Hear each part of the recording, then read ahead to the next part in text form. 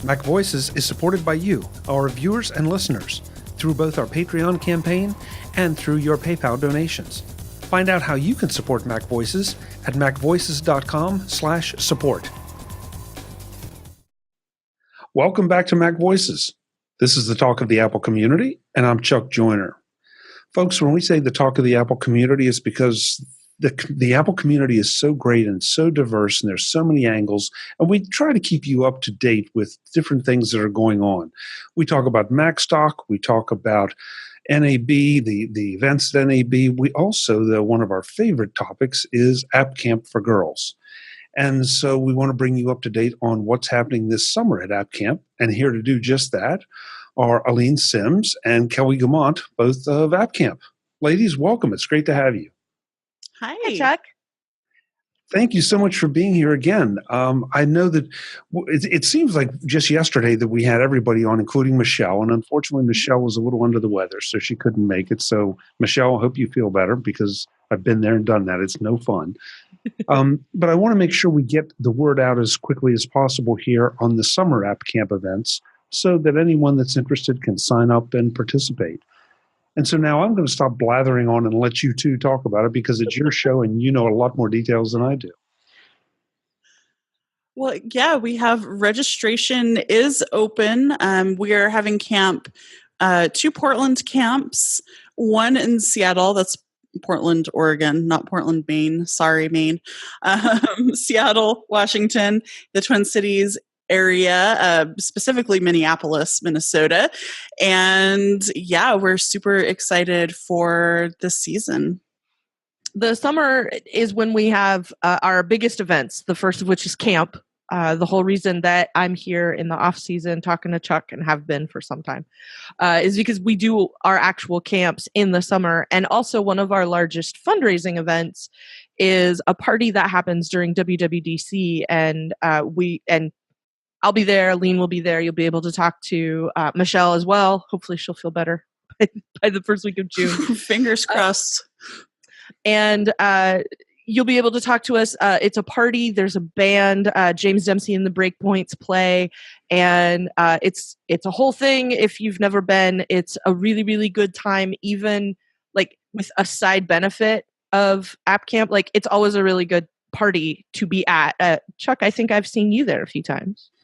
I have indeed. I think I've been there at least the last 3 or 4 years. Pretty sure, and it is always a good time. I'm afraid I was one of the great unwashed. I did not know about James Dempsey and the Breakpoints until attending one of these parties, and then it's like, okay, this is something to look forward to every single year. Mm-hmm.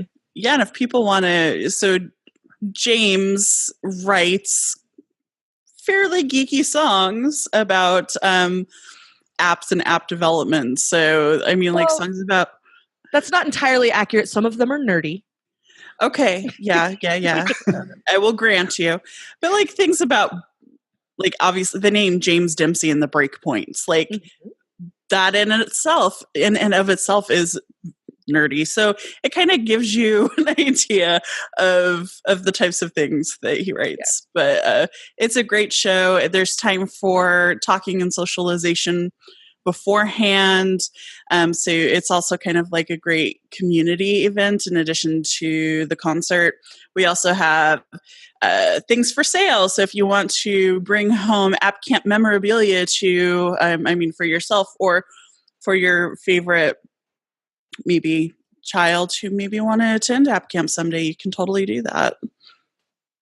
Yes, we do offer very interesting and highly travelable swag. Actually, right on my desk, I can show you. We do have, this is a limited edition sticker that we did last year, and it is our logo playing the ukulele. But it's very thin, it's very flat. It doesn't make the TSA nervous if you're trying to fly home and have some in your bag. Totally fine. We do generally have buttons as well, and we're going to have some interesting stuff this year for fellow Apple people who carry their phones everywhere, who take their keys every place, that kind of stuff. We're going to have some good stuff this year. We've tried to make sure that what we're giving you is not only cool looking, but practical or useful in some way, so that it's not another one of those weird things you bring home and that sits on your desk for like 6 months and then you can't figure out what to do with and end up throwing it away. So we're working on that currently. And we're also doing some local fundraising. So if you are a person in the Portland area, hi. I don't know how we haven't met, but hi. And we are doing a trivia night on April 15th. You can either come celebrate your refund or drown the sorrows over the check you had to write to the government, and come join us for a sci-fi and fantasy themed trivia at a place called Broadway Grill in Northeast Portland at 17th and Broadway. So that's at least one thing that we're doing. And we're always taking donations 24/7 via our website. You can go to appcamp4girls.com and click on the donate button, and you can go there and donate in various capacities. And if you do, and you say that you heard about it, that you heard about App Camp on MacVoices with the lovely and talented Chuck Joyner, we do have a special sticker that we can send you in the mail, which is this one right here, because you heard about us on a podcast. And it's kind of my favorite, which is why it's in the back of I got a clear phone case so I could put the sticker in the back because I love it. So we're doing a lot. We're doing a lot of fundraising, and we're always also on the lookout for more cities. So if you're somebody that wants to sign up and can coordinate an event or can help volunteer to get space, get snacks, recruit developers to come to camp, recruit people within the community where you live who are people that would be useful folks in some fashion, whether they're UX designers or people who are iOS developers who could help us with coding during the actual weeks of camp. Those are always people that we would like to talk to. And you can fill out that form on our website as well. Now, I would like to get into some specifics about the upcoming camps. But before we do, I want to first of all, I want you to explain the difference between nerdy songs and geeky songs. But more importantly, I think it's probably important to make the point here that App Camp, the major fundraiser for App Camp is at WWDC.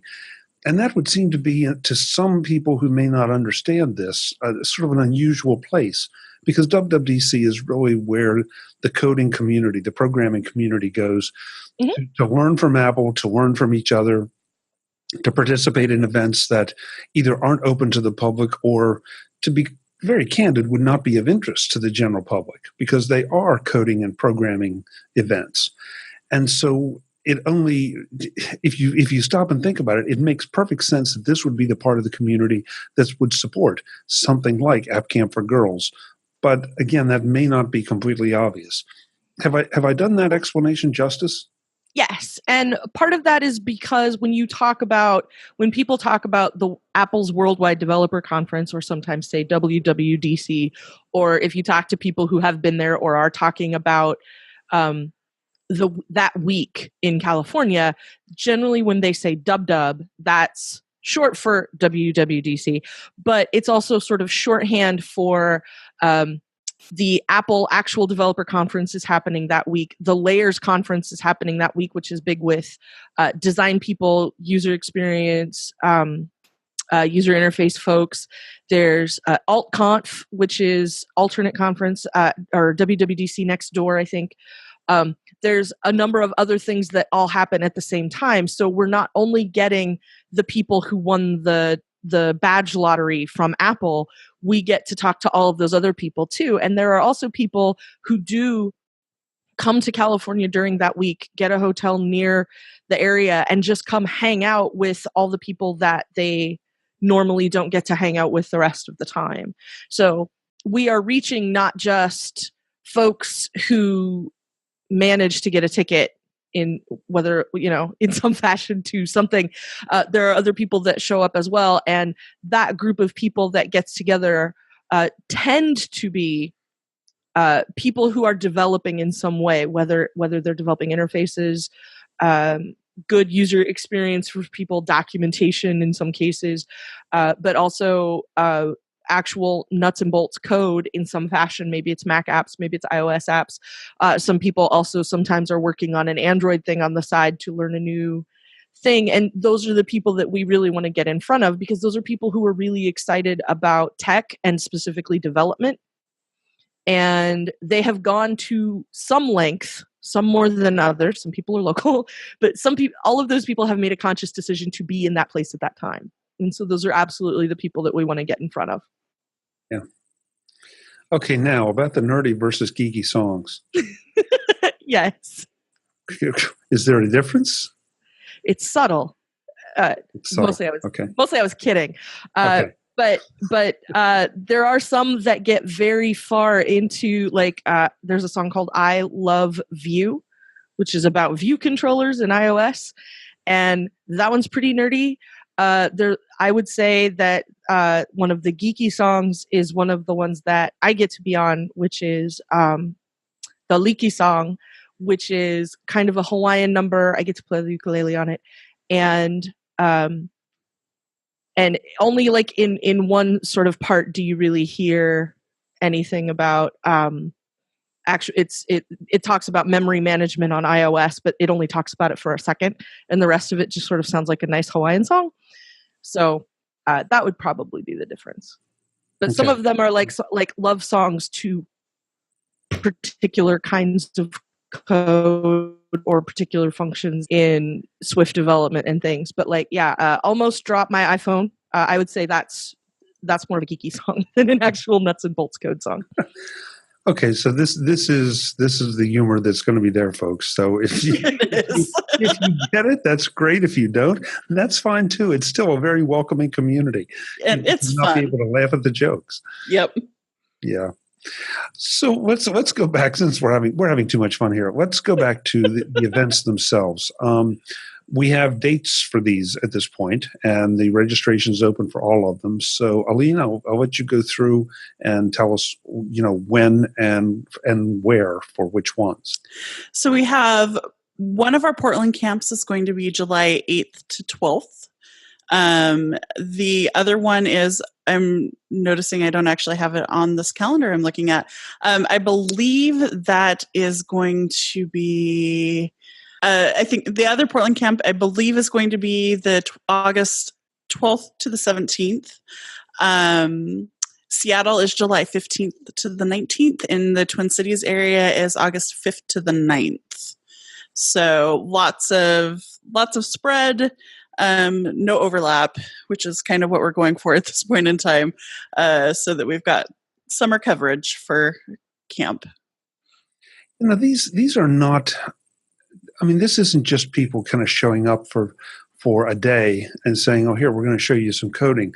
This is more like the summer camp that a lot of folks knew as kids. It's just, instead of being built around boating or basketball or whatever, it's built around coding. So, give us a typical week, or a typical camp, how long it lasts and what kind of things you go through.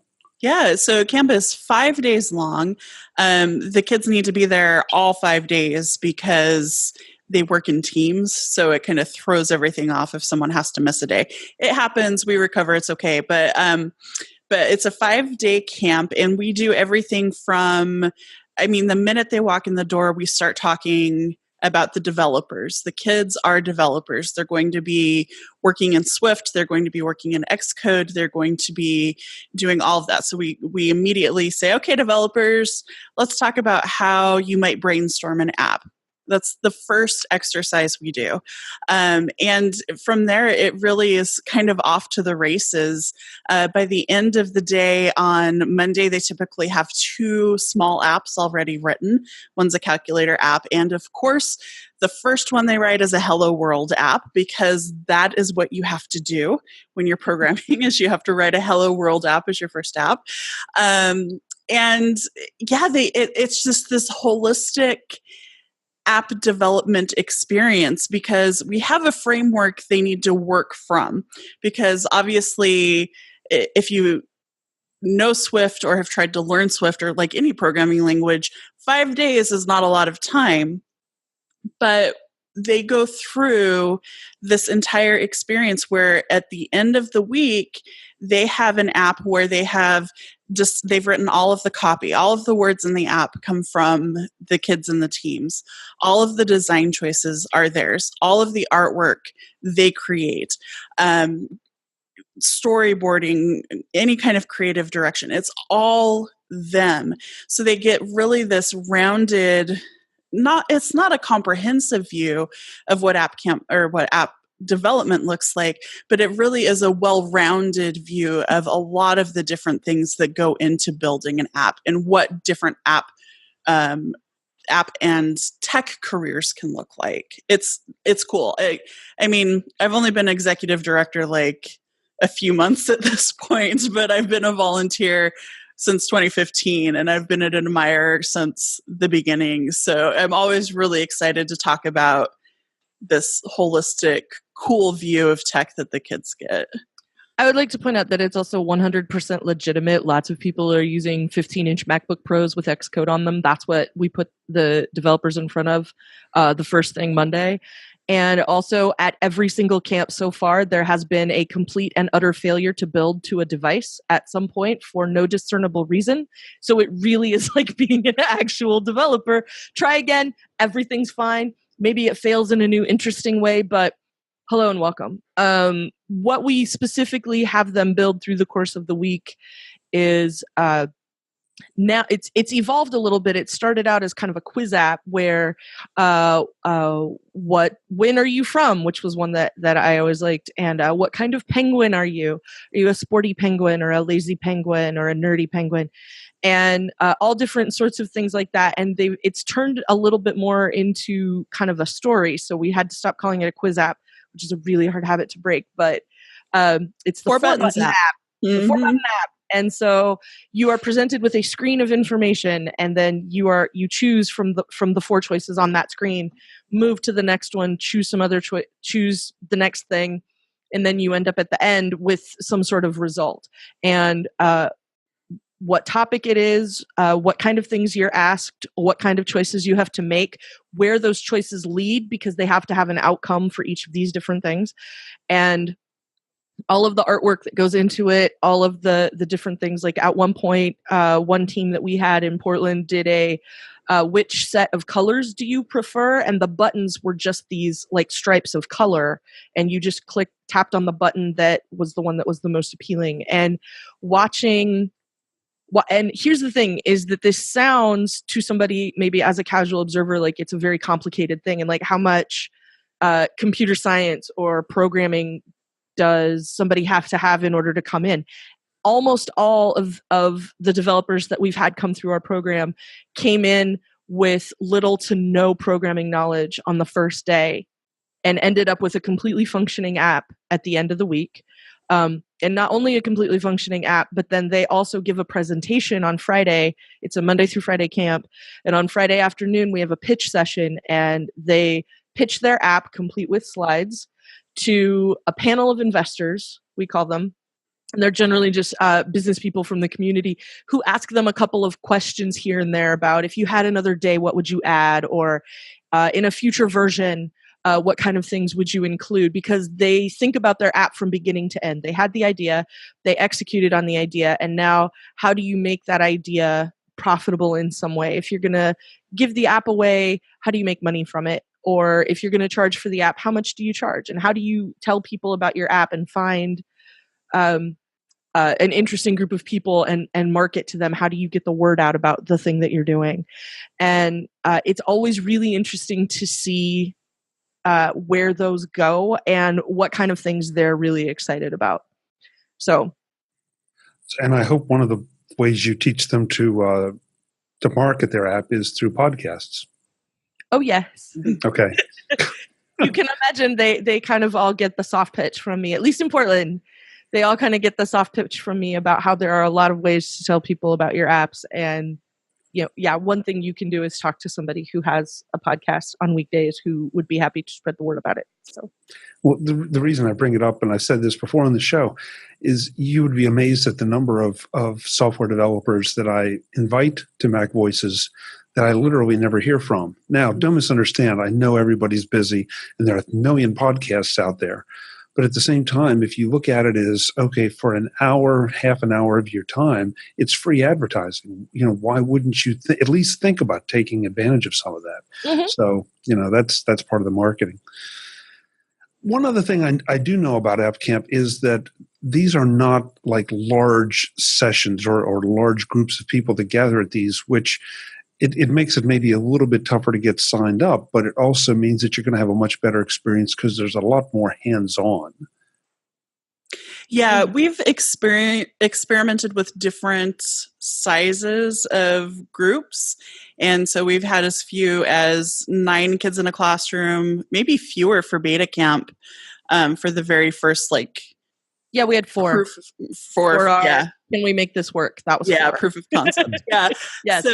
So from very, very small to, I think Portland tried 20 last year, and that was too many. The feedback we got was that it felt too much like school. And goodness knows we don't want it to feel like school. So it seems like 12 to 16 is the sweet spot. So that's where we're keeping things now.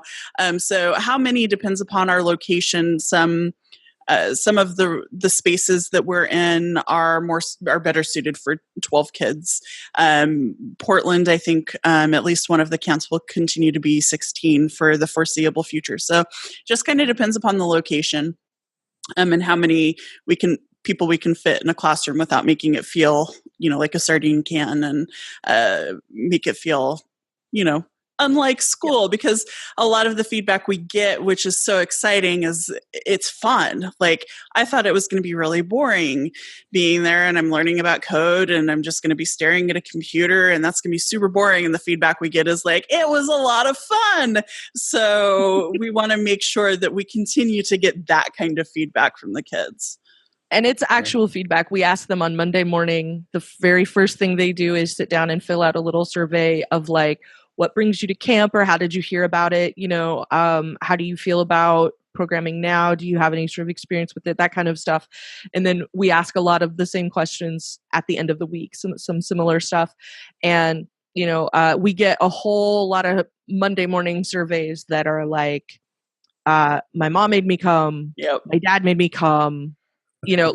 I'm just here because my mom said, or my dad said, or whatever.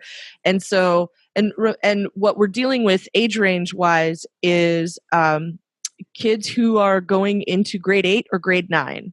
So as of this summer, it'll be this coming fall 2019, going into 8th or 9th grade. Those are the kids that we're talking about. So we get a dozen plus of them together. A lot of them have never met before. And we stick them all in a room together and then split them up into these smaller groups of 3 or 4. And that's kind of their cohort for the week. And they have to, whatever it is, they have to make it work. And it always does. And that's always the thing that is remarkable to me, is that we have had a knack for matching up teams where at every point during the week, there's a different developer whose face lights up. Like, I broke stuff. Something broke, and I need to figure, there's a whole, and then explaining to that person who is super duper interested, that's an entire career field that you can get into, is just breaking stuff. And I said that one time in camp, and I saw about 4 developers who looked at me like I just told them Christmas was moved to tomorrow. And it was like the most amazing thing to them. And then find others who find out that you have to go out and tell people about your app all the time. And, sometimes there are slides and you can do whatever you want with the slides. And those presentations are spectacular when there's somebody who's really into it, and somebody who sits down in front of Xcode the first time and makes that face of like, this is the most beautiful thing I've ever seen. And we get to be there for that and help prove that that's a thing and show that it's possible. And we don't expect everyone to become a computer scientist, but we have had a number of people who have come through camp who didn't realize that there were as many avenues to pursue in technology, and didn't really think it was going to be an option until we showed it to them. And we just want to be able to expose the possibility in a lot of different ways, and showing that sort of stuff, having really excellent places to take field trips, which are completely functioning software development houses in the cities where we have camps. Taking kids to, I think Electronic Arts did a field trip either in Seattle or Vancouver, BC one year. And somebody found out that there's a whole job involved in just lighting everything in a game and, seeing what kind of impact that made. And that kind of stuff is the stuff that we just sort of want to show people. And, as a thing to consider, we don't expect everyone to come out and go home and start publishing iOS apps. But a lot of them have considered software or tech in a way that they maybe wouldn't have if it hadn't been for getting to spend that week at camp. Kelly, every time you describe this to me, I sometimes I always think that you should probably do an abbreviated version of App Camp for adults. I think it would really help a lot of people understand, even if they don't want to learn coding or it just doesn't apply, just the overall concept of the software business and what goes into some of these things. We all do it. We go through the App Store and pop up something and say, that doesn't look like anything I care about. And you've just thrown away somebody's dream. And now we can't support everybody's dream, and I get that. But at the same time, you can appreciate the fact that somebody put a lot of blood, sweat, and tears into these things. I'm notorious with the games. I look at games and say, oh, that's nice, but it doesn't apply to me. But at least I've learned to appreciate what goes into some of it. And that's a whole different approach to all of it. It is very different. And one thing that I will point out is that while you're talking about apps in the App Store, we aren't just doing this for fun. They don't get a little certificate and sent on their way.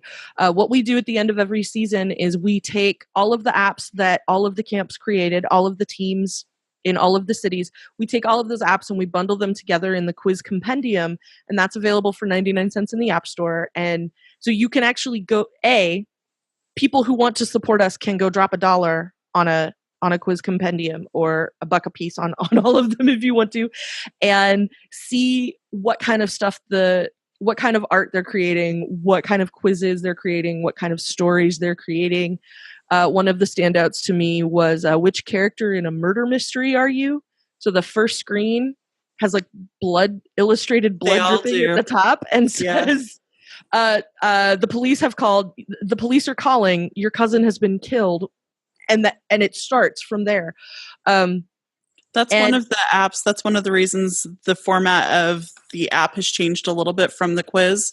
So that camp was 2015. I was actually volunteering at that camp. Yeah. And they were like, we don't want to do a quiz. And they completely not like broke the format, because they definitely worked within the framework that we gave them, but they did it in a completely new way. And we had the lead developer at that camp was actually our co-founder, Gray Ostin, and they had to like reevaluate how things were calculated behind the scenes on the fly because the kids really wanted to do kind of this murder mystery as opposed to the straight up quizzes that we'd done before.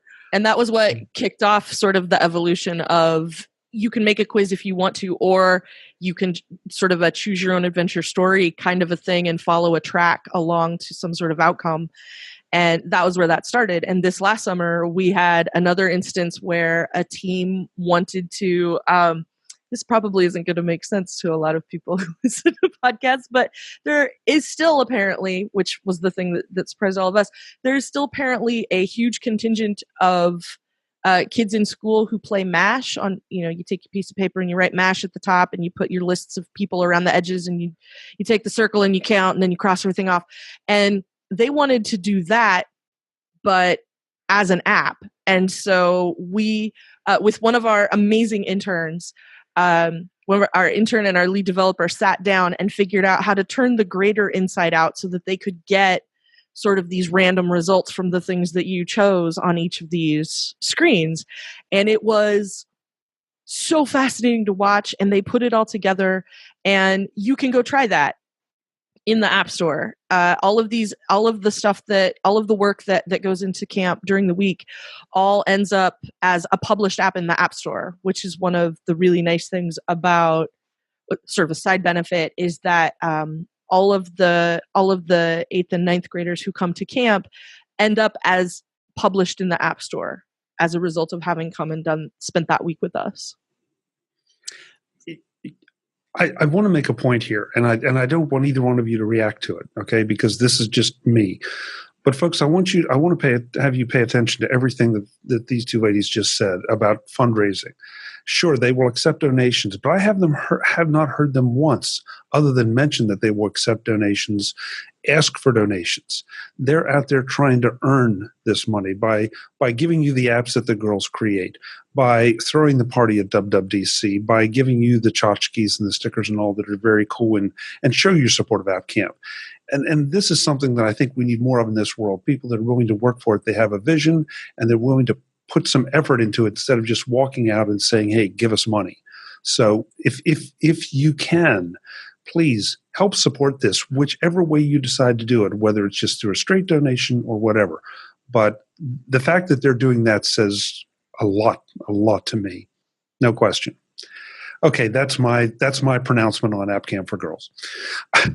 Aleen, so where do we go to send people to start to sign up for these? Because I imagine the slots will probably go pretty quickly.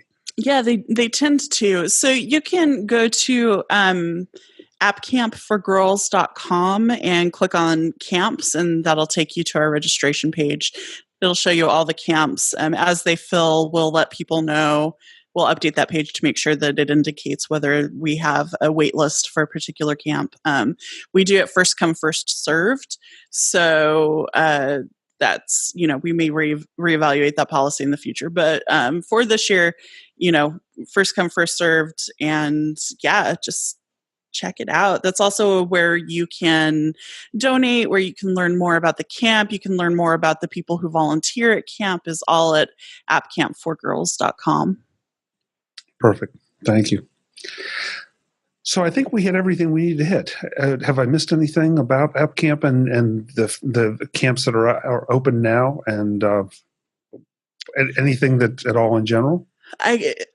As Kelly was talking, I thought of two things that I think are also important to talk about. Is that camp is not just about the week that they're there. We have opportunities for the developers to come back. Earlier, Kelly mentioned interns. We had an intern working on that MASH app. So our interns at camps are kids who have gone through camp, completed a week of camp, and then starting the next year, they're eligible to come back and help out at camp. And at that point, they really start taking on more of mentorship roles.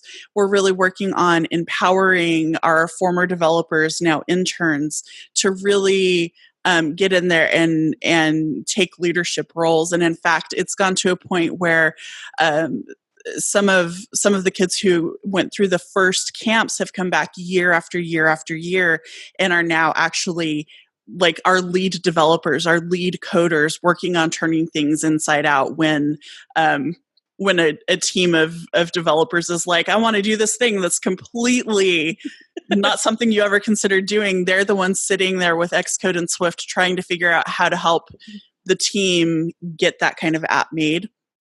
And they also do some project management just to jump in there. Like, here's what needs to have happened by the end of today. And I know there's at least one or two interns who have really enjoyed that piece of it, like sitting down, making the plan for what needs to happen, figuring out who needs to be responsible for it. So it's just sort of another piece of exposing some of our developers to stuff that is an entire career that they may never have considered before. And the second thing is that we talk a lot about the kids. We talk a lot about the developers who come through. We talk about the interns. We have, again, those interns who have come back year after year after year and who have taken on leadership positions and are like in college now pursuing CS-related degrees, computer science-related degrees, because we do have that. But also, Chuck, you talked about, what about an app camp for adults? In some ways, app camp is also for the adults. We have had people who, because they knew Gene and Gray, our co-founders, they were like Kelly, like, yeah, I'll help you figure this out. I'm not sure exactly what's going on, but yeah, we'll dig in and see what we can figure out. And as a result of that experience working with kids through the camps, because as an adult, you don't have to be a programmer to be a volunteer. Yeah, me too. And so we have had adults, though, who have gone and been like, this is really cool. And they learned Objective-C, they learned Swift, and now they have careers as software engineers as a direct result of volunteering at camp.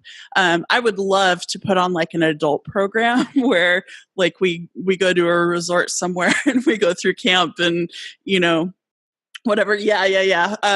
Maybe some kind of fundraising event, we can make that happen. I don't know, but I would love to do that. But we do already have an impact for people who are, software engineering adjacent, who then are like, actually, I really like doing this, and they pursue CS or programming.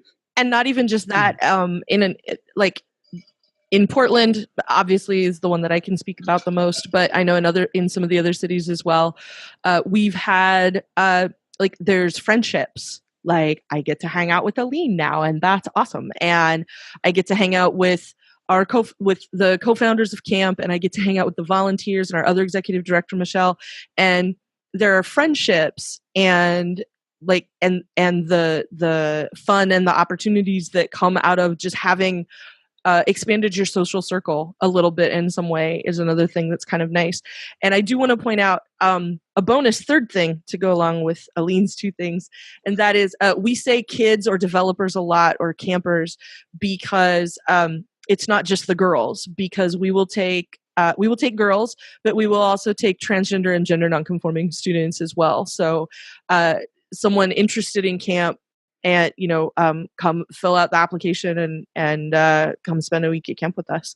And we want to, the whole point is inclusivity and making sure that people are welcome and helping mix it up a little bit. And so that's one of the things that we do. And I will also point out that when it comes to volunteer opportunities or assisting us in some material way, spending some time, spending some energy on something, using your connections to make introductions for people, or just helping out, we will take all comers when it comes to volunteers. So I don't want it to sound like we're exclusionary in that respect either. We'll, if you know somebody and would like to introduce us, or you want to help out, like we have a curriculum committee and different things like that, that we will work with anybody who wants to work with us and help us advance our cause. Yeah, we keep the volunteers in the direct mentorship roles are still women, transgender and gender nonconforming folks, but we're trying to do more to involve more people in the community who have really wanted to help out and have hands-on impact. So we're doing that. And one of the ways you can do that also is if you are going to be in California in June, and you wish to go listen to a bunch of geeky music and also nerdy music, you can not only buy a ticket to the James Dempsey and the Breakpoints show, I think we call it Live Near WWDC. Yep. Not only can you buy a ticket for that, but there's also VIP tickets that you can buy that get you a little bit better access and some stuff. So we will have more information on that as it becomes available. We haven't opened ticket sales for that yet. We were busy getting registration out the door, and now that we've got registration off the ground and we know that camps are happening this year, now we can start working on making sure that the party is amazing. And so far, every year that I've had the opportunity to go, it's been a super duper good time. And so hopefully a little closer to that time, maybe we'll have you back to talk a little bit about what we can expect at the party, beyond just the fact that it's happening near WWDC. Yes. So App Camp for Girls is where folks go to sign up to attend or to volunteer, to donate, to get swag, or just to connect and find out, and lobby for maybe getting App Camp to come to their city. Absolutely. Yes. Great. Ladies, thank you so much for the insight and the announcements. I'm delighted that we have more app camps coming this summer, and hopefully there will be even more next time around. Fingers crossed. Yeah, we'll be back to tell you all about them. I look forward to it. Folks, I'm Chuck Joyner. This is MacVoices. Again, App Camp for Girls. Go check it out, whether you are a girl that wants to learn coding or whether you want to volunteer, because that sounds like a lot of fun too. Until the next time, and as always, Thanks for watching. Visit MacVoices.com for show notes and to connect with Chuck on social media. Get involved in our Facebook group or like our Facebook page, and get more out of your Apple tech with MacVoices Magazine, free on Flipboard and on the web. And if you find value in it all, consider supporting us through either our Patreon campaign at patreon.com/MacVoices or by making a one-time donation via the PayPal link on our front page and in the show notes of each episode. You will join these fine people who help bring you Mac Voices.